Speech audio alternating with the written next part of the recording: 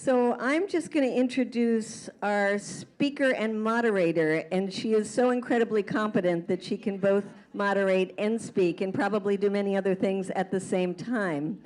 And I'm talking about somebody that I admire so profoundly, and that is Phyllis Bennis. For any of you who don't know, Phyllis directs the New Internationalism Project at IPS. She's a writer, activist, and analyst, and also a fellow at the Transnational Institute in Amsterdam. She is a very prolific writer, and we have this incredible primer on ISIS that Phyllis put out in record time called Understanding ISIS and the New Global War on Terror.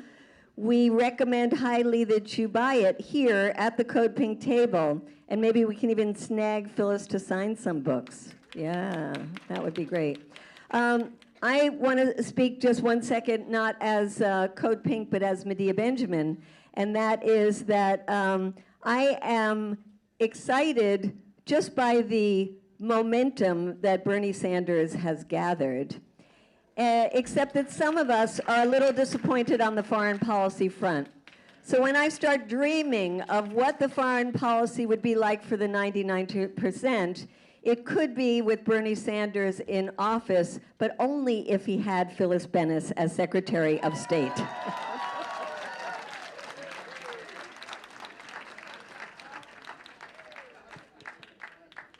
My first words, Medea, God forbid. I did just write what a Bernie Sanders doctrine might look like, called No Wars for the Billionaire Class. It's in The Nation. Thank you, Roan. But God forbid. You know, this is an amazing moment for us who have been working for a long time on the wars that are ravaging the Middle East and beyond, to be focusing very sharply on Saudi Arabia, a country that is very much responsible, a government that is very much responsible for much of the terrible things that are going on. You know, for years when I was talking about sanctions in Iraq and the devastation wrought by sanctions, one of the sort of quotes that we used to use came from Tacitus, from the old Roman writer, you know, who said the Romans brought devastation, but they called it peace. This is very much what the United States is doing now, and it's very much what Saudi Arabia is doing now. Certainly they are in Yemen. But the U.S., because we're going to be talking in this panel about the relationship between Saudi Arabia and the U.S. around oil, around arms sales, et cetera.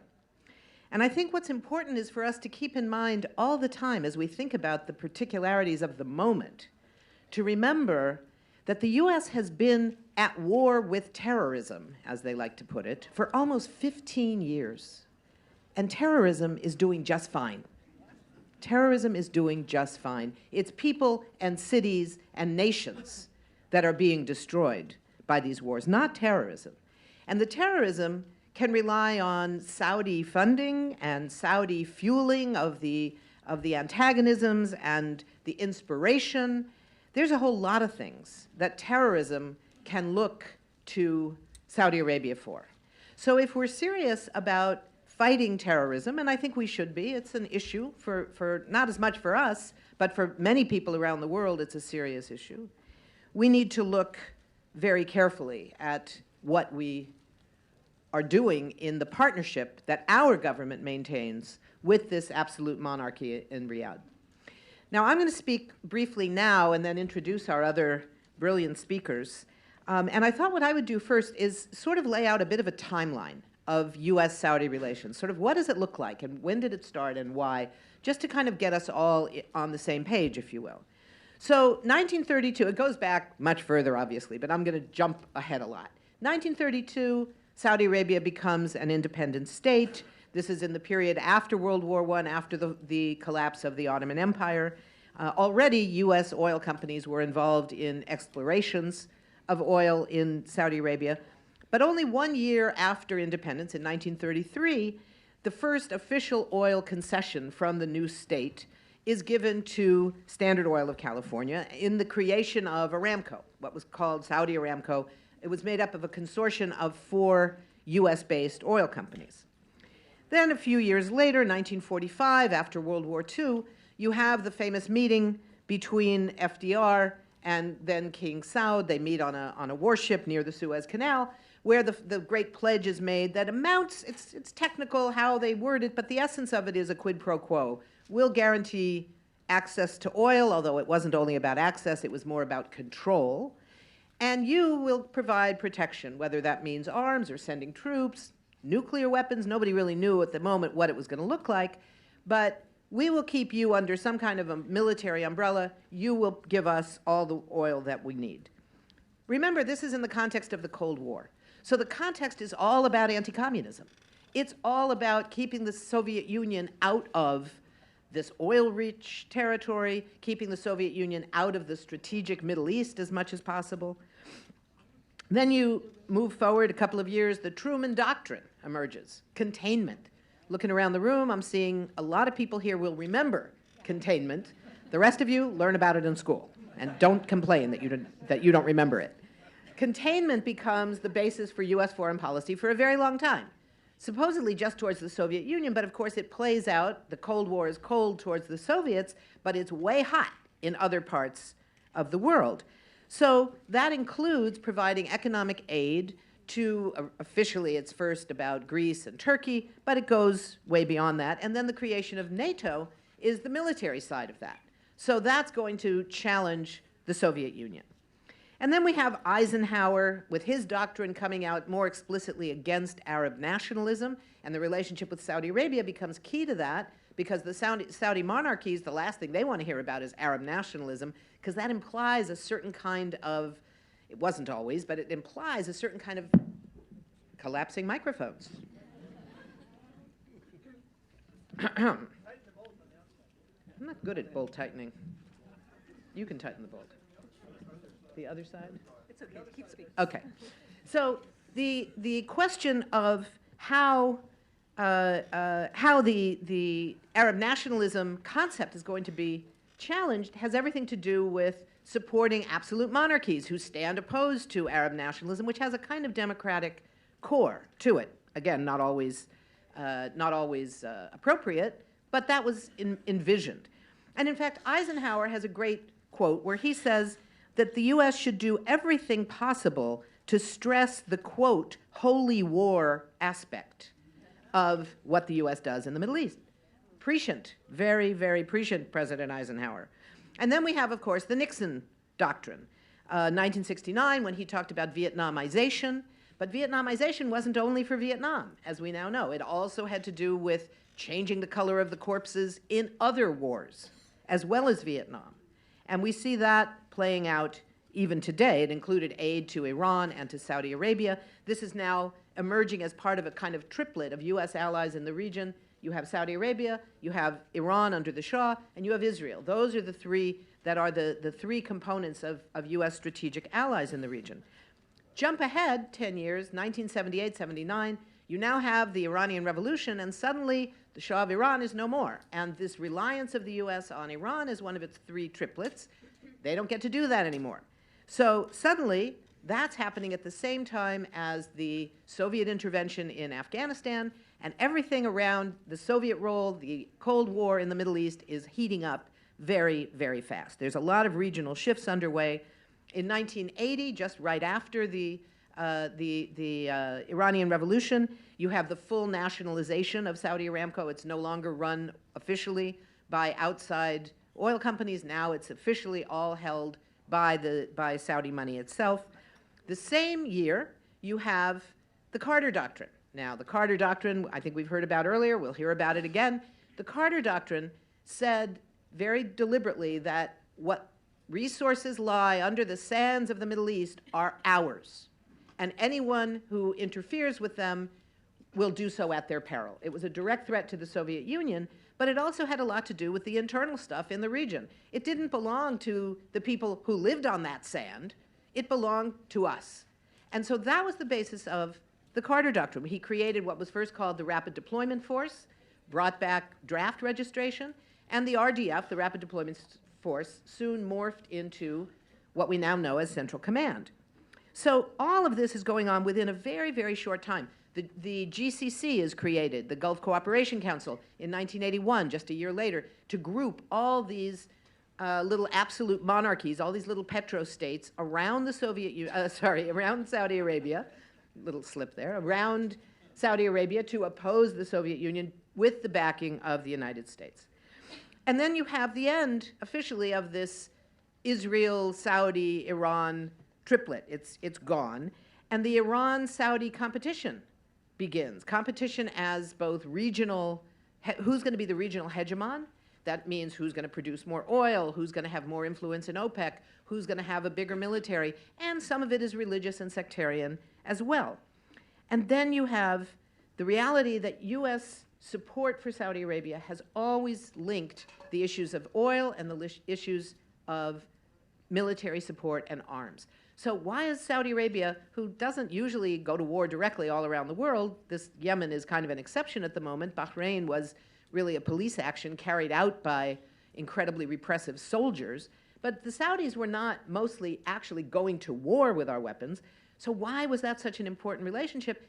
Go back to President Eisenhower and the military-industrial complex. Because who's buying more U.S. weapons than anybody else? It's not Israel. Israel gets them free. It's Saudi Arabia that buys them.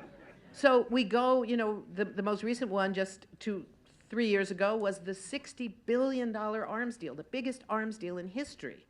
And what are they buying? They're buying F-16, F-15 fighter jets. They're buying Apache helicopters, you know, attack helicopters. They're buying transport helicopters. They're buying everything you need to go to war, even though they don't really have a trained air force that's capable of using it all. So now that relationship continues. The Saudi willingness to buy every weapon in the U.S. arsenal in the scores, by the gross, if you will, is a component of what keeps the military industry in this country powerful.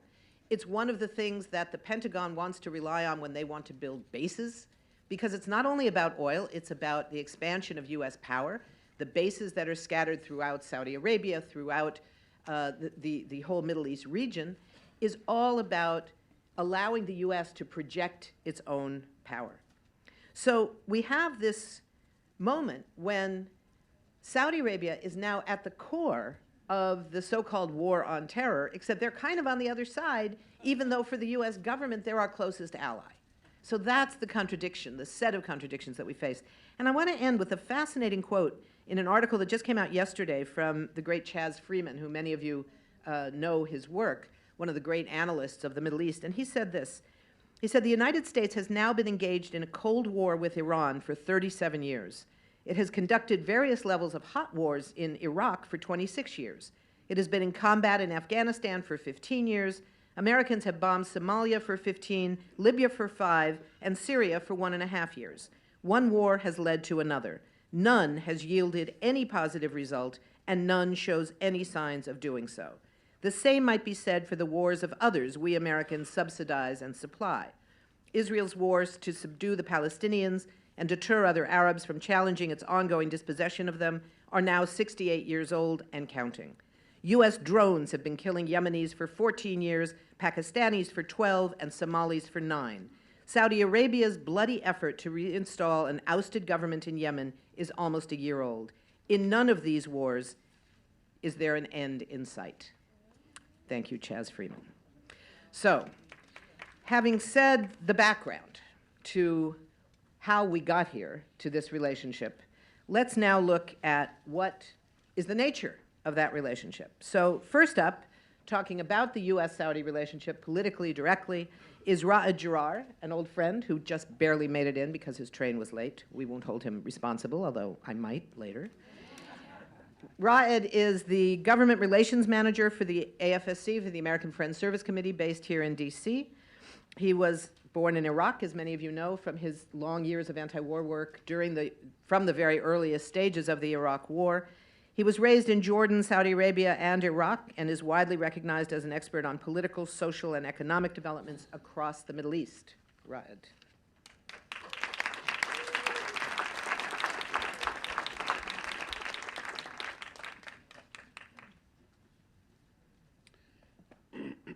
Well, Thank you so much, Phyllis. And oh, where is Medea?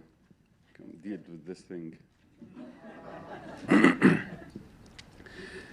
Thanks, Phyllis, for the introduction, and thank you, everyone, for showing up today, even though one's on that side.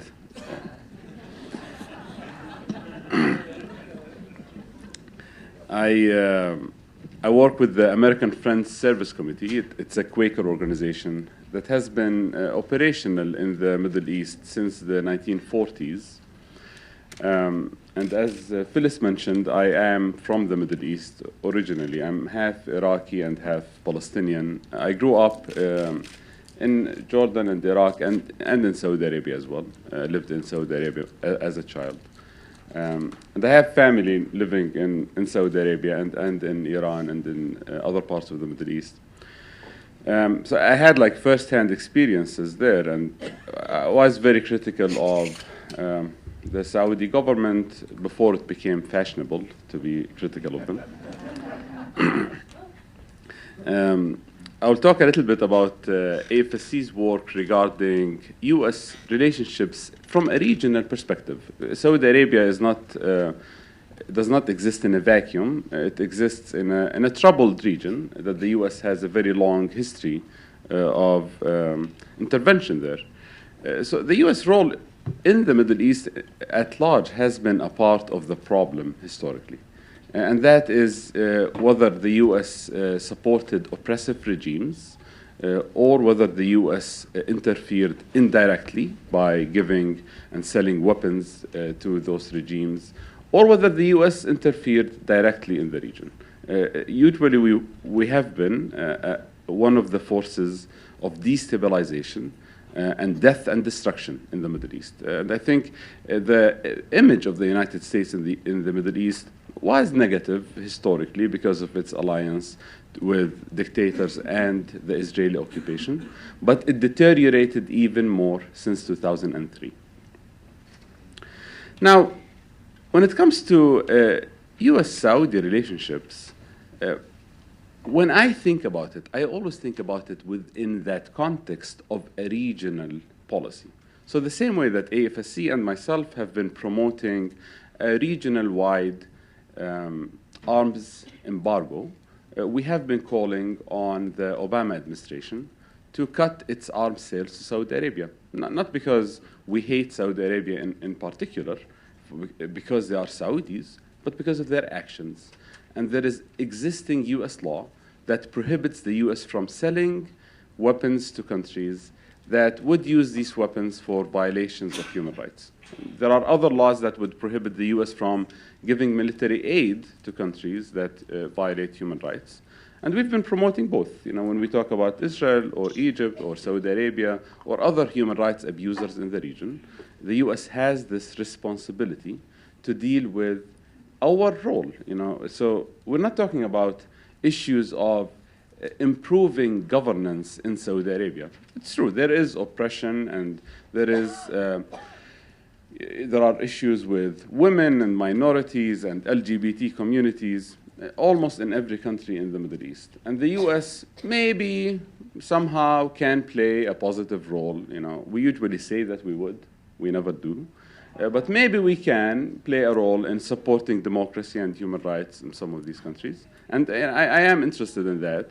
But what I'm more interested in is that we should stop being accomplices and supporters to crimes committed in the region.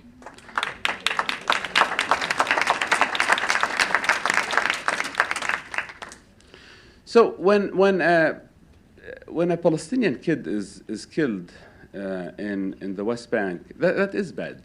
And it's bad for so many different reasons. It's bad because it's an occupation. It's bad because he's a child. It's bad because it's a bad policy. But it's also bad because we paid for that bullet. And that is a different angle. And with Saudi Arabia, it's the same. You know, there are issues in Saudi Arabia that happen that, you know, if you read them in the newspaper, they are bad, and I am critical of them. But there are issues that are bad, and we're paying for them, or we are making it happen. And I think that is an important angle to keep in mind while discussing U.S.-Saudi relationships. The U.S. is definitely one of the more one of the larger sponsors of the Saudi government, whether that is by giving the Saudi government political legitimacy or selling them weapons. But I mean, overall, there has been more tension between the U.S. and Saudi Arabia in the last few years, mostly because of Syria. I don't think the Obama administration has followed the wishes of the Saudi government exactly. And so there is some tension there that is growing. It's not necessarily bad, and I think it's a tension that should continue to happen. And it creates a good moment for us to rethink the U.S. role in the region as a whole. Of course, the other part of the tension was the U.S. Improvement of relationships with Iran, which Saudi Arabia did not like. So I want to say two things that we should consider while we are working on rethinking these relationships between the U.S. and Saudi Arabia. These are things in context that we have to consider. First thing is Islamophobia. And that is a very unfortunate context that we are operating out of here in the U.S. I don't know if you've been following the presidential debates. Are we still referring to those as debates? Well, whatever circus is going there, I think the rhetoric, the anti-Muslim rhetoric there, which many of our organizations and many of us individually have been involved in fighting against. That is, unfortunately, that overlaps with some of these Islamophobes using Saudi Arabia as a probe, as an example of how horrible Muslims are. So it's a slippery slope. It's a more complicated situation when we talk about U.S.-Saudi Arabia relationships. How can we deal with that within the real political context here in D.C. and in the U.S.? On the one hand, we don't want to play into reproducing ugly stereotypes about Muslims that would justify discriminating against them. On the other hand, Saudi Arabia does not deserve an immunity because there are some racists who hate Muslims. So how can we balance these two issues? And that's a very big question for us, I think, as progressive organizations. How can we balance our criticism to Saudi Arabia and think about it in context so that we will not be reproducing anti-Muslim rhetoric? But at the same time, don't be gagged by our political correctness. And I know many people who are not willing to criticize U.S.-Saudi Arabia relationships because they think that would contribute to Islamophobia. I don't think that's a good position to take. We can do both. So that's... So I think Islamophobia and foreign policy, in particular with Saudi Arabia, is something to keep in consideration. The other point that I want to keep in mind, and I touched on very quickly, is the fact that the entire region is up in flames. And there are multi-party wars and conflicts going on in the region. Saudi Arabia is one of the drivers for these conflicts. And so is Iran, and so is other regional players, Turkey. And that is a personal observation that I have shared with many of my friends and colleagues, that I noticed that in the last few months, we in the left and the anti-war movement are more vocal in opposing U.S. wars than opposing Russian and Iranian interventions. And that is a problem. It's a problem because I think we have to oppose our own government's interventions, and we have a special moral obligation and legal obligation to oppose our own government's actions. You know, we can't equate Russian crimes with our government's crimes because we're not paying for Russian crimes. And we did not vote for Russian leaders to lead that country, but we technically voted for our leaders. Technically. Says the Iraqi Palestinian. Yeah. So I'm saying, like, keeping that in context is extremely important because the fact of the matter is that Iran's role in Syria is as destructive, if not more destructive, than Saudi Arabia's role in Syria. And I am critical of both. I am critical of both Saudi Arabia's role and Iran's role in Syria. I'm critical of both the U.S. interventions and Russia's intervention in the region. So all of these are disclaimers to say, while we are criticizing our own wars in the region, which, all of us do, we should also keep in mind that it will give us more legitimacy in the region and in the U.S. if we had strong messaging against all interventions, if we asked even our government to use our leverage with our friends and allies or with our foes to institute a regional-wide arms embargo or a regional-wide ceasefire, ideas that will include other very destructive players in the region. Let me stop here because I think I used all of my 10 minutes, and I'm more than happy to address some of your questions in the question and answer period. Thank you.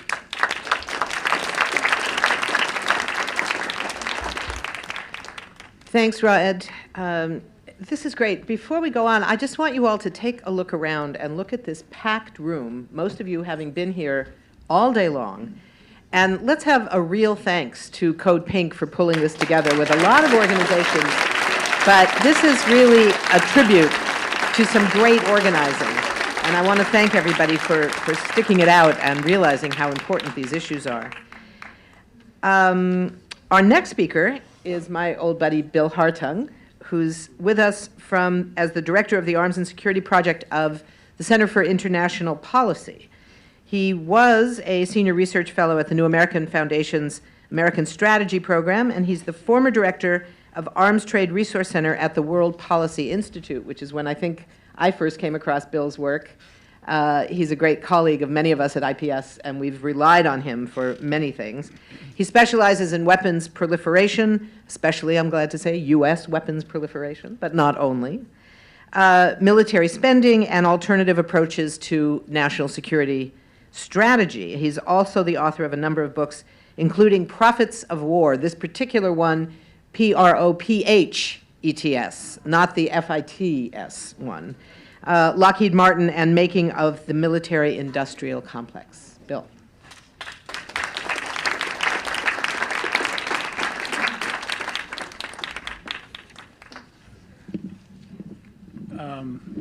Well, while we're getting up to height, I want to thank Code Pink and also Secretary of State Bennis.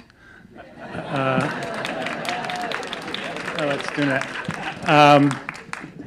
So anyway, I'm going to talk about the U.S. arms relationship with Saudi Arabia. And it should be seen in the context of this huge surge of arms sales during the Obama years. The biggest channel for arms sales, which is called foreign military sales and is brokered by the Pentagon, under that particular program, the Obama administration has approved $195 billion in arms sales since it came into office, which is more than any administration since World War II, more than George W. Bush, even though Obama's term isn't finished yet, and the statistics don't cover Obama's whole term. Now, about 25% of those agreements were with Saudi Arabia. So Saudi Arabia is a huge piece of the whole U.S. arms export market. And the reasons Obama, I think, has done this are a couple. One is he came in saying he wasn't going to have another Iraq war, by which he meant a Bush-Iraq war with 150,000 troops. He's got many other wars that he's been involved in, but they tend to be of a different nature. Fewer troops, special forces, drones. And another element of that is arming and training what they call partners, like Saudi Arabia. And this is akin to the Nixon doctrine, which Phyllis mentioned. The idea that if there's not domestic support for major ground interventions, you turn to arming surrogates like Iran, which was done under Nixon, to essentially carry out your bidding if you're the kind of imperial power. So it's sort of a more politically sustainable style of warfare that Obama has evolved. And of course, it's a huge boon to contractors. Boeing, Lockheed Martin, Raytheon, General Dynamics. They're all raking in billions of dollars, which is something that they have been seeking because the Pentagon budget, although obscene by our standards, is not big enough for them. So under Bush, it was going up sort of like that. And with the budget agreement of a few years ago, now it's sort of like that. So it leveled off at about a measly $600 billion a year, which for these companies was not enough because they were projecting their income and revenue on this endless growth idea. So in order to inject more growth, they've been trying to expand their foreign sales. And also for some of them, they've got systems that are going out of production. The Pentagon stopped buying them. The F-15 is getting into that category, of which the administration has sold 72 to Saudi Arabia. The M1 tank, which is built in the important electoral states of Michigan and Ohio, is basically not being bought by the Pentagon anymore, but is being bought by Saudi Arabia. So there's a domestic political connection as well, where members of Congress tend to support these things because of what happens in their districts and states in terms of jobs and income. So, why are they doing this? Well, it's interesting. The reasons that the administration gives are sort of hilarious, actually. For example, whenever they send a deal to Congress to be signed off on, they have to have a little piece of paper saying what they're selling and who makes the stuff and why are they doing it. So in the case of Saudi Arabia, of course, it's because they're a force for stability and economic progress in the region, which is not the first thing I think about when I think about Saudi Arabia. Occasionally they get a little closer to the mark. They talk about safeguarding oil reserves. And also, some of the sales recently, they say, are to help them protect their southern border from the Houthi and Al-Qaeda in the Arabian Peninsula. Now, the war they're waging in Yemen is not a border protection war. It's essentially one big war crime wrapped into one campaign. So, which leads to the question of how are these things being used by the Saudis? And there was a time when they tended to just pile up this stuff. They would buy it. They wouldn't necessarily train for it. But the purpose of it was it was protection money, basically. The United States was going to keep them in power, and they were going to pay us back by buying our weapons. And Ronald Reagan said after the Iranian Revolution, he said, well, we're not going to let Saudi Arabia become another Iran, which essentially was saying we're going to do whatever we can to keep this regime in power. And one of the things he did was push through a big sale of radar planes when he first came in. And those radar planes can direct an air war. They can communicate with weapons on the ground.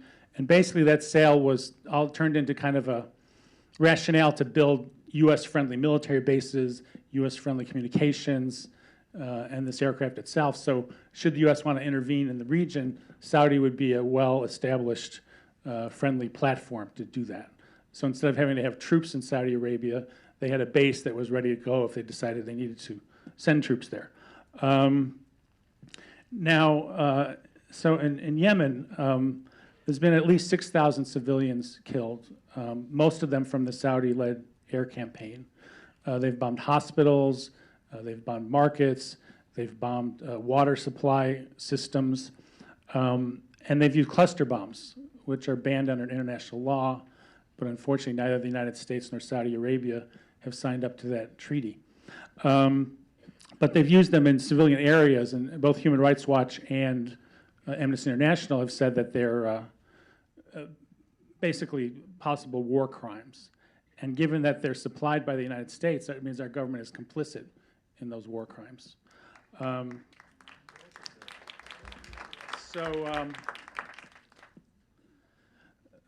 Thankfully, there's some beginnings of pushback. The European Parliament passed a resolution calling for an embargo, weapons embargo on Saudi Arabia. Groups like Oxfam America have been trying to push against some of the sales here, particularly the resupplying of ammunition and bombs that are going to be used in the war in Yemen. And the UK campaign against the arms trade, which has been doing this for a long time, probably longer even than I have, is suing the British government over their policy of supplying weapons to Saudi Arabia. And in Canada, the new government which is certainly more progressive than its predecessor, is caught up in an argument. They're selling, they have a $10 billion deal to sell trucks to the Saudi National Guard, which is essentially the force that protects the Saudi regime from its own people. And so anyway, the new government has said, well, you know, that deal's already made. We can't really go back on that. And it's because there's a General Dynamics factory in Canada that employs 3,000 workers making those military trucks that are going to Saudi Arabia. So that fight's not over. The administration's been getting a lot of flack, a lot of pushback. So at least there's some beginnings of action, which I find encouraging because, as was mentioned, in many respects, Yemen's almost been the silent war. It's just not talked about in our press. A lot of people don't know that we're the main supplier of the Saudis and all the destruction that they're doing there. The Saudis also used U.S. weapons to help put down the democracy movement in Bahrain. They formed this 34-nation anti-terrorism coalition, which is doing military exercises and so forth. Now, a number of the countries that they said are in the coalition were not aware of that.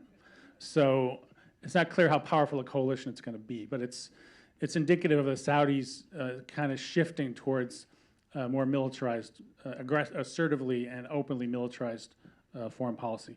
And this is a real kind of change from how it had been. And in the past, it had been the protection money. You know, U.S. protects us, we buy their weapons. A lot of their diplomacy was by writing checks, or perhaps wiring the money. I'm not sure how they do it, but anyway, they funded some of the same Afghan rebel factions that the United States funded. They gave money that was used in the Iran-Contra affair. Basically, their checkbook was open to support U.S. foreign policy objectives. But now they've decided they want to be a regional military power, and we're seeing what a disaster that is, especially in Yemen. The other element of why these huge sales are going on, which is a short-term thing, is when President Obama made the Iran nuclear deal, the Saudis threw a huge tantrum. And so he, those are great signs, by the way. He brought the Gulf leaders to Camp David and said, you know, does not mean we're tilting towards Iran. Let me reassure you, you're going to be our closest allies. And a lot of that reassurance was done with arms sales, because how else would you reassure somebody, obviously? So that's another more recent twist, I think, that's partly pushing those sales. And so the issue is, if you view the United States as an imperial power, which I do, they're terrible imperialists. Most of the things they've done in the last 20 years have completely backfired. And I think this support for the Saudis could do the same. They're fighting these wars, their oil prices are down, they're talking about eliminating subsidies for some of their population, which is one of the few things that keeps people vaguely happy with the regime. You know, it reminds me a little bit of what happened before the Iranian Revolution, where in Washington, nobody had a clue that this was in the works. Even though the Shah was corrupt, repressive, awash in U.S. weapons, they just didn't believe that he was ever going to be overthrown. And I think some people in Washington seem to have that view of Saudi Arabia. But if we keep pouring weapons into there, they keep doing these military adventures, their ability to sort of paper that over with oil revenues is not going to last forever. So I guess even a kind of a more hard-headed realist, even if you don't care about civilians dying, which I certainly do, it's counterproductive from this sort of bigger picture of United States interests in a more narrow traditional sense, because, you know, they're pushing the Saudis in a direction that I think is going to make the regime itself more unstable and make it harder for there to be a more gradual evolution towards democracy and a accountable government there. So I think that's plenty. I've either used all my time or I've got 30 seconds left, so I'm going to get out of here. Thank you.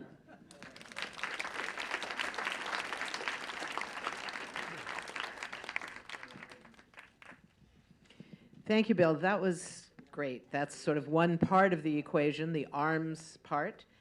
And now for our final speaker, before we open up for Q&A, we're going to talk some about the oil side of the equation. Robert Vitalis is a professor of political science at the University of Pennsylvania and formerly was the director of the university's Middle East Center and a fellow at the Woodrow Wilson Center here in D.C. He's the author of the book America's Kingdom, Myth-Making in the Saudi Oil Frontier, that debunks the myths about U.S. Saudi oil for security deals. Bob.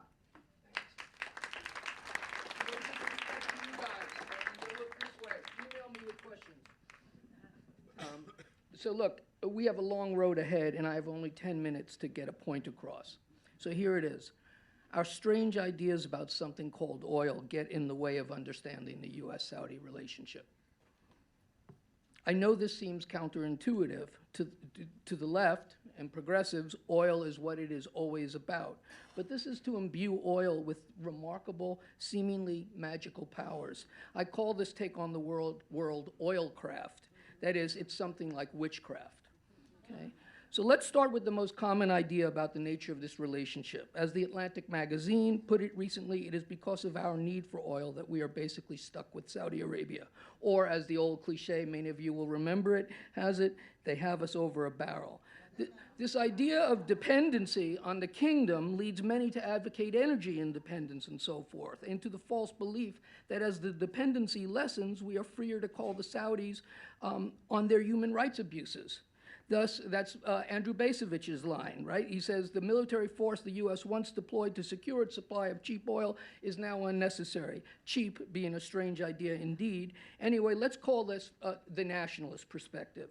There's a competing perspective popular among the foreign policy elite and its intellectual auxiliary, and that is that what the U.S. has been doing and will need to keep doing is deploying its power to supply the stability that allegedly makes global oil trade at relatively inexpensive prices possible in the first place.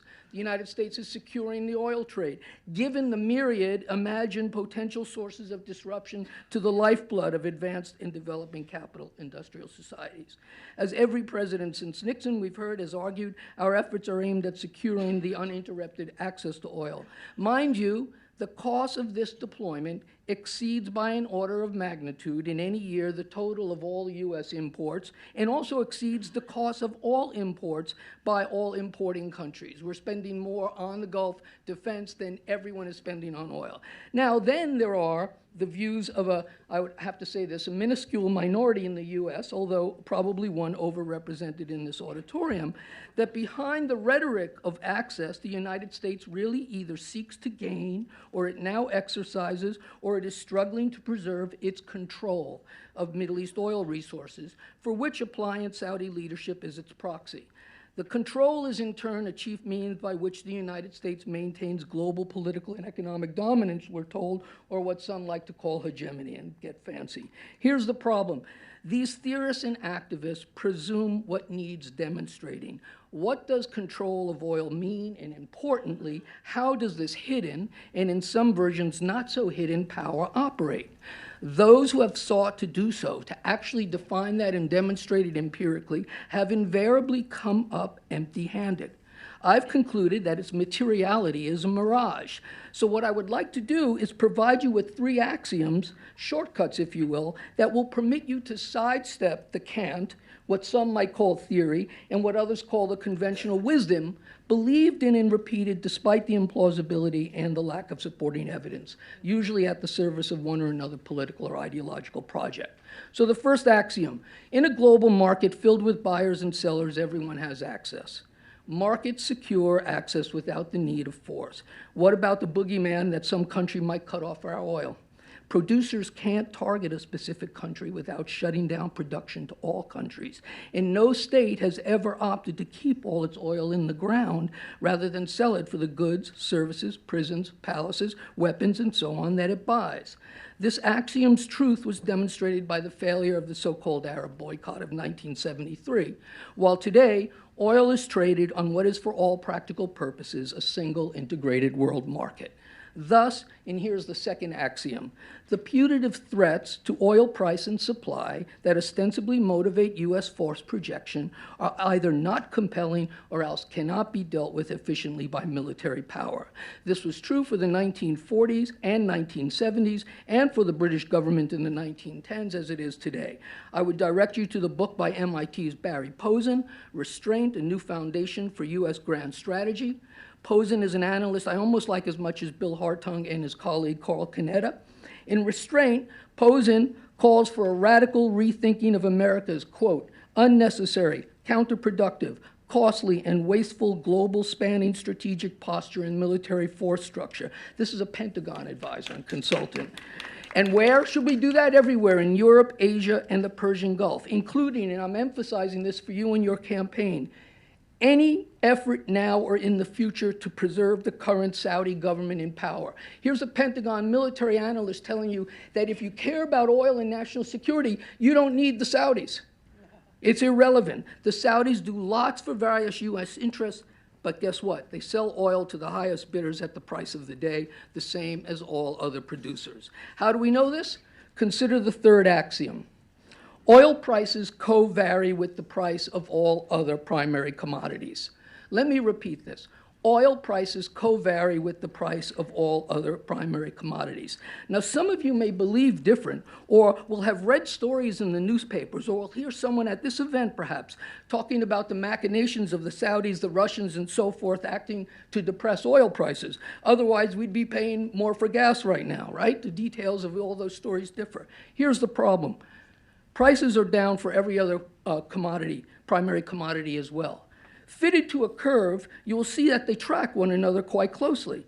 But what are the equivalent machinations in the copper, coal, cotton, iron ore, and other raw materials markets? What explains the price decline in these sectors? The mundane one, a slowdown in global demand, the same as in oil, as many were predicting a few years back. The geopolitical story is a fiction, believable so long as you don't look too hard or think too long. Now, keep in mind, too, that this relationship between oil and all other goods holds for the entire 20th century, exposing the factitious nature of many people's ideas about the Saudis, OPEC, the Seven Sisters, the U.S. Navy, and so forth, stabilizing the otherwise volatile oil market. So it's remarkable. All these machinations get it so that oil prices go up and down the same as all the other commodities. This is a remarkable engineering feat. Or we need another explanation. Okay, now, what do? We can either continue to remain fixed on the state's wholly unnecessary defense of access, or on the left's underspecified, let alone empirically validated accounts of the project of hegemonic control, or we can extricate ourselves from it and instead concentrate on oil craft's all too real effects, from the subsidies and other favors that it disguises, whether to a single firm or entire industrial sector, and to the way dollar-denominated oil strengthens the U.S. foreign exchange position and underwrites deficit in the current accounts. The Saudis and others, of course, have invested billions of those dollars in U.S. securities. Private and not so private oil wealth has flowed to the real estate, capital goods, finance, engineering services, and not least defense industry, to the benefit of the arms makers, sure, but also to the Pentagon itself, which gains from lower unit costs of major weapon systems. So what about the dramatic spread of U.S. military capabilities and bases into the Persian Gulf? Now, while many believe and repeat it like a mantra that militarization is driven by the need to guarantee access or control of oil, nonetheless, oil has been available regardless of the extent of U.S. force projection at any moment. I propose that we turn this common understanding of militarization on its head. It's the creation of a single integrated world market in oil that reduces the transaction costs of running the worldwide basing system, not to mention enriching the contractors who supply those forces and bases. Now, freeing ourselves from the spell of oil craft entails costs. The so-called laws of geopolitics may seem realer to many, or at least easier to grasp, natural even, in comparison to the operation of oil markets. And by the way, the next time someone talks about the geopolitics of oil, you should see first if they even understand how a barrel of oil gets from a producing well in the Persian Gulf to a refinery on the U.S. Gulf Coast. So what are the costs? Well, for many, it means giving up what may seem like a winning oppositional stance. Take the case of the Sierra Club, which justifies its campaign against fossil fuels on environmental but also on security grounds. The gains, though, and this is what I want to end with, make it worthwhile, certainly in thinking about the U.S. Saudi special relationship going forward, given how much these factitious beliefs about oil confuse many of us and trap others unnecessarily into accepting what they imagine is a devil's bargain. The Al Saud do many things for U.S. investors, firms, regions, and government agencies, but guaranteeing the flow of oil or making it cheap or stabilizing the price isn't one of them. A post-Saudi Arabia may be a scary proposition for various reasons, but some adjustment costs in the short term notwithstanding, markets will continue to operate more or less the same as now, and those routine operations, not the monarchy and not the Fifth Fleet, is what guarantees access to oil and all other commodities.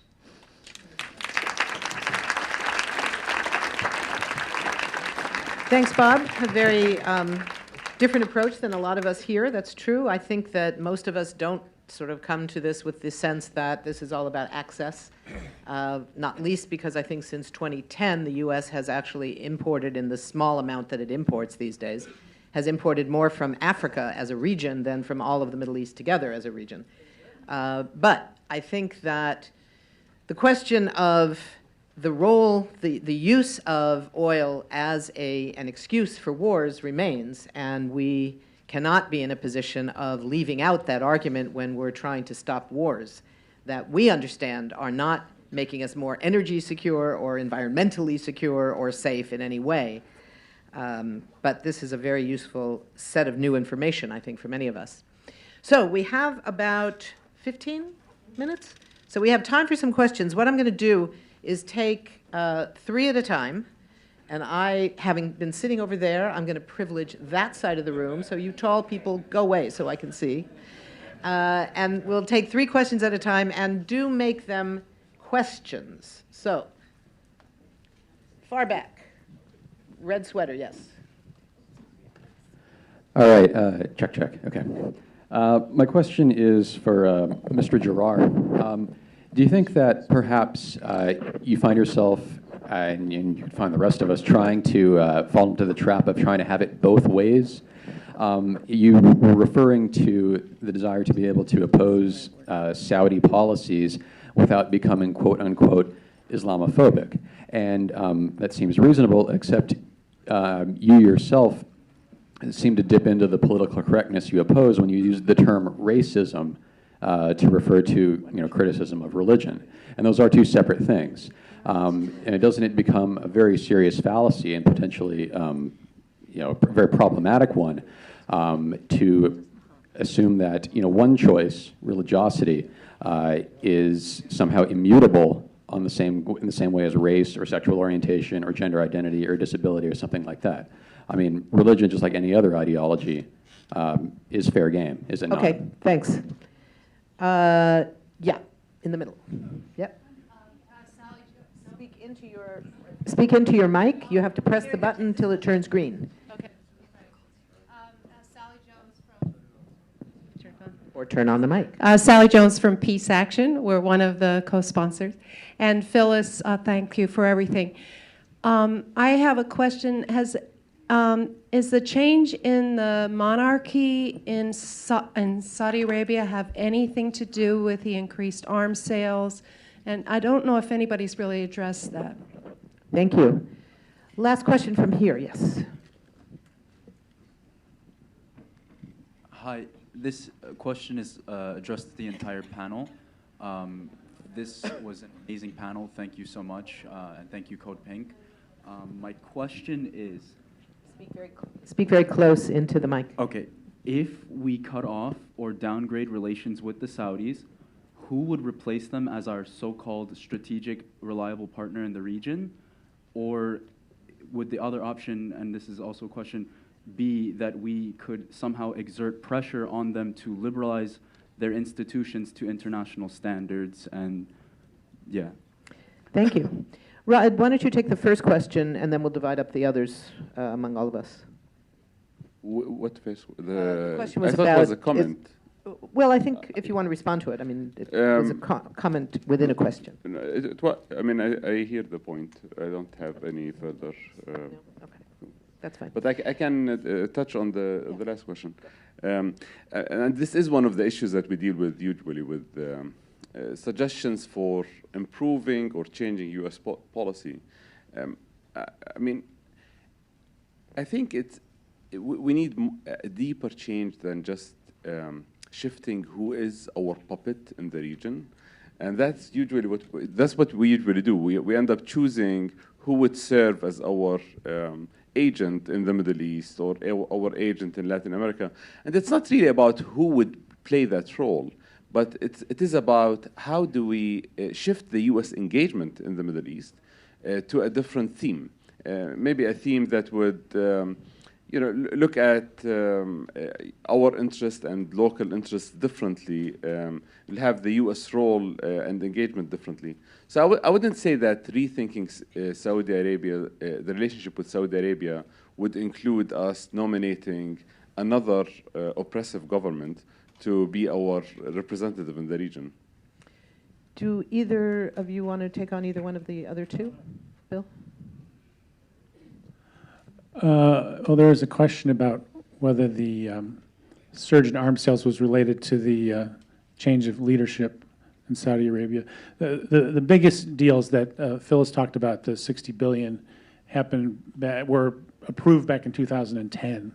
So this was well underway. I mean, I think the difference is the new regime has been much more aggressive in using the weapons, as in Yemen. But the flow of weapons is not any more than it was back then. In fact, a lot of these deals are still working their way through the pipeline. I would just add two points to this. I think one, on the question of strategic allies, it does go to Raed's point about changing the nature of foreign policy, not just choosing who it might be. But that does mean that you still have allies. You still have closer allies and more distant allies and opponents based on a whole host of things. Often human rights isn't one of them, unfortunately.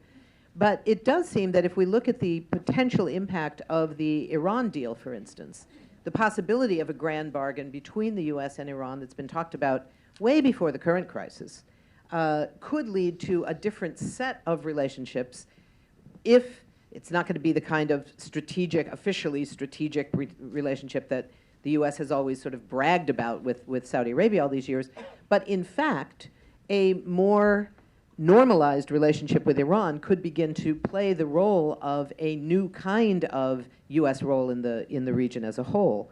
And then just on the question of the shift in Saudi foreign policy, I think it is important, and I don't think we've seen the end of it yet. There is a new king who's been in power only less than a year and a half, just about a year and a half, I guess.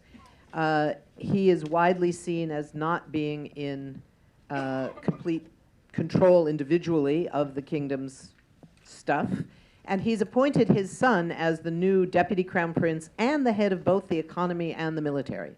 So we're now seeing a very much more publicly robust kind of Saudi foreign policy, a much more aggressive military policy, all of which can't be completely dissociated from the idea that there's this new young guy, he's just 30, who's now got this enormous amount of control over this very powerful country and is trying to distinguish himself from his predecessors. So that's clearly part of what's going on. More questions? Yes.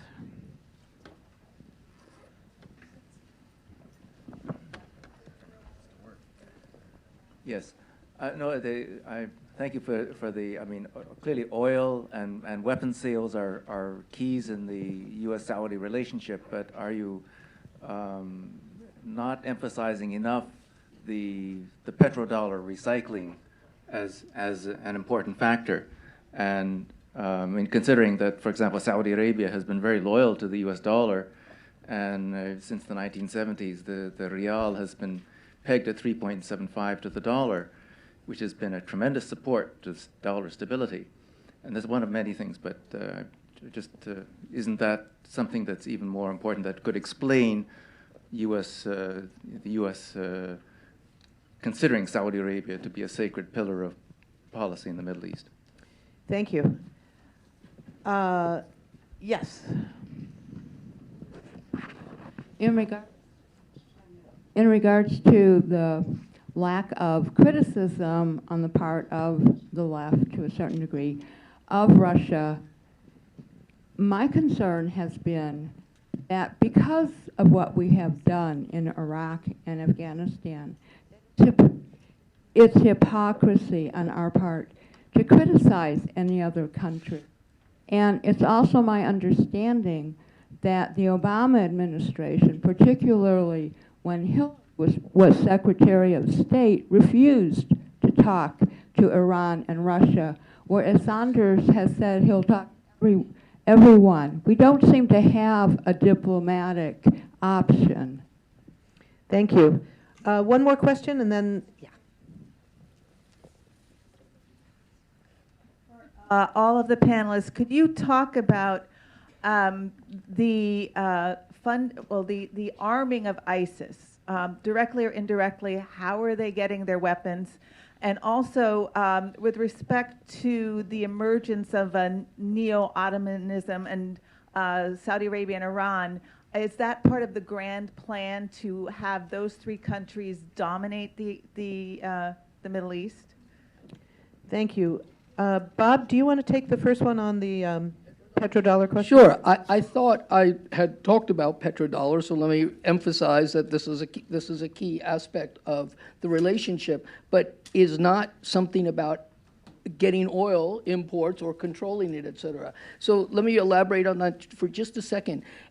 State Department officials in the recent past, British Foreign Office officials in the past before that, often talked about our goal is control of oil. And then when they try to figure out what that means, they discover that they actually have no way to control the oil. And they end up on the fallback position of, well, it's better for the balance of payments. So back in the old days, it was better for a British balance of payments that a British firm be in control of Iraqi oil rather than a U.S. firm. That was the only difference from the UK, right? Nothing about we're going to get oil during the war or anything like that. It was to support the balance of payments position. State Department, when they look to try to figure out what they even mean by control, in those rare times when they do, end up on this exact same position about balance of payments back in the day when it was Aramco controlling it. And now this is the argument I'm making here. Petrodollars matter tremendously, but that has nothing to do about oil,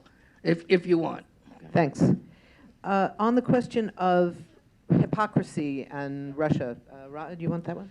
Yeah, I can comment on that one. I see the argument. Of course, no one in this room, including myself, would advocate for criticizing Russia without criticizing our own crimes. And the U.S. definitely has the larger share of being the driver of death and destruction in the region, whether that started with the 1991 bombardment of Iraq that has not stopped yet, or whether it continued through supporting dictatorships in the region and the blank checks to Israel for its occupation of Palestinian land. At the same time, when we're criticizing interventions now, I personally see it a stronger message to say I oppose all foreign interventions in the region. And I don't have like a favorite side, you know? And I grew up in a household where the Soviet Union was the good guy, okay? I mean, my parents were Arab secular leftists who thought the Soviet Union was the good guy and the US was the bad guy. And I'm still a little bit affected by that propaganda. So it is also hard for me to see Russia as an equivalent imperialist power. But when we see things on the ground, I think it is shameful for us as anti-war activists to be only anti-American war activists. And I think we can be anti-American wars and anti-other wars. And I mentioned like a personal observation that I've seen a few statements and articles written in the last few months that for some of the anti-war activists, they are actually cheerleaders for some other bombs, but they oppose U.S. bombs, and that is hypocrisy.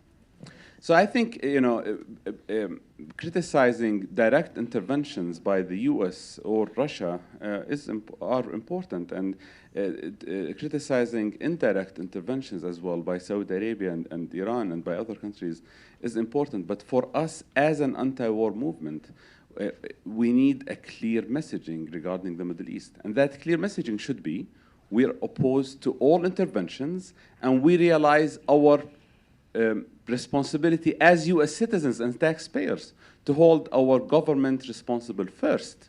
But that doesn't mean that we will look at other interventions as nicer or, less evil than ours. I would just add to that I think that we have to distinguish, when we talk about hypocrisy, it goes to the difference between what we as citizens say and do and what we demand of our government. So it is thoroughly hypocritical for the United States government to be criticizing Russia, for instance. It's also stupid if they think they're going to have any influence. It goes to the question of what would it take to have a region-wide arms embargo. When I was writing this in my book about, well, how would that happen, one of the key things that has to happen is our position as people in this country who pay taxes here, some of us vote here, some of us are citizens here, to say our government is responsible for a huge part of the weapons flooding into the region. There's no way we can ask the government in Baghdad or the government in Damascus or the Russians or the Iranians to stop arming the other side, as it were, as long as we're supporting one side. So first step is stop supporting the side we're supporting, stop sending arms.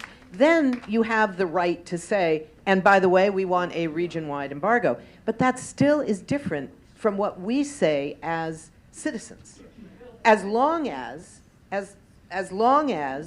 we are active citizens. That's what gives you the right, I think, to criticize another government. If you are a taxpayer in this country who does not speak up when your tax money is used for these purposes, then you should be embarrassed. It would be hypocrisy to ask the other side to do so. I see your hand, but we're going to go through the rest of the questions that we have on the table already.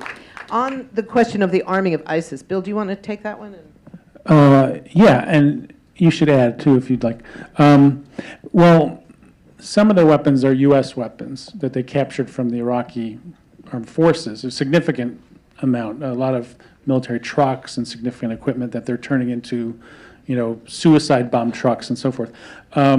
Some of the factions that were armed by the Turks and the Saudis, and when the CIA was providing weapons in Syria, those people decided to join ISIS, so their weapons went with them. And their theory was they wanted to be on the winning team, to put it crudely. But in terms of their initial store of weaponry, it's a little less clear. I mean, there's a lot of smuggling routes in that part of the world. The Turkish border is porous. They had access to funding to do this, but I don't know if anybody's dug deep enough to figure out where their initial stocks of weaponry came from, but others may know otherwise. The thing about the possible arms embargo, I would just mention that after the 1991 Gulf War, there were talks among the permanent 5 members of the United Nations about limiting arms sales to the Middle East. And during the period of the talks, the United States was making new arms deals at a pace of about $1 billion a month, which gave other countries all the reason they needed to back out of the talks and say, well, if you're going to do that, I'm not going to restrain what I'm doing. I would just add to that. I think those are both very important points. One key source for a lot of these weapons is Libya. And that goes right back to responsibility in this country and Europe for the regime change campaign that was completely in violation of the resolution passed by the Security Council, but went ahead with the overthrow and then killing of Gaddafi. And in that process, these enormous stores of weapons were just thrown open to any comers. And they are now showing up in ISIS hands, in Al-Qaeda's hands, in Boko Haram's hands, all over the region. So that's a huge part of it. The other has to do with money, because there's such a huge black market in weapons. And we know that one of the big sources of money to ISIS is Saudi Arabia. What we don't know as well is who in Saudi Arabia. Is it the royal family? Is it one or another renegade prince or princess? Is it a government-backed institution? Is it some wealthy Saudi businessman or woman? We don't know that. What we do know, it may be all, it may be one, but what we do know is that the government there is in tightly enough control that if they chose to stop that flow of money out of the country from whatever those sources, they have the capacity to do that. They've chosen not to do that. Yeah, Raed, quickly, and then we'll go on. I just want to say about the issue of arming ISIS, because that is or buying oil from ISIS. This is a very big question. And there are speculations for who is supporting it. There are so many conspiracy theories about people behind it being the U.S., the CIA, the Mossad, Iran, Saudi Arabia, whatever. But I can say, and I followed this very clearly, very closely, and researched it very deeply, there is no evidence that any country has sold or sent weapons to ISIS. We don't have evidence. We have speculations, and these things get thrown around as political football as well. Russia accuses Turkey of giving weapons, or this one accuses this one. But the fact of the matter, the fact is that we don't have evidence that any country has sold or given weapons to ISIS. What we know is that ISIS took over caches of weapons in Iraq and in parts of Syria. So I would be very careful in attributing any of the big claims, because this means like it gets thrown around. Oh, the Saudis are sending weapons to ISIS. No, Saudi Arabia is a very problematic country when it comes to its regional policies. But we don't have to make things up. We have to stick to facts.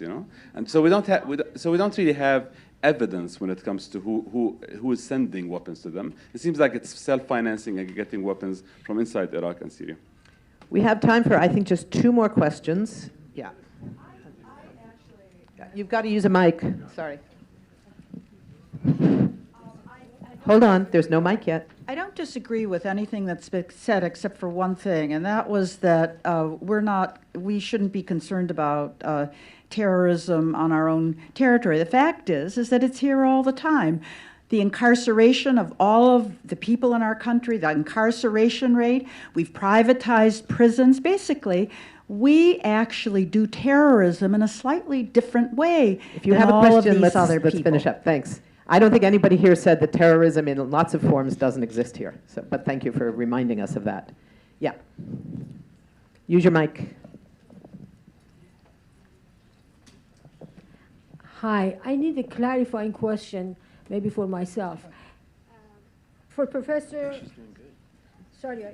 It's okay, I know what you mean. Yes. Thank you.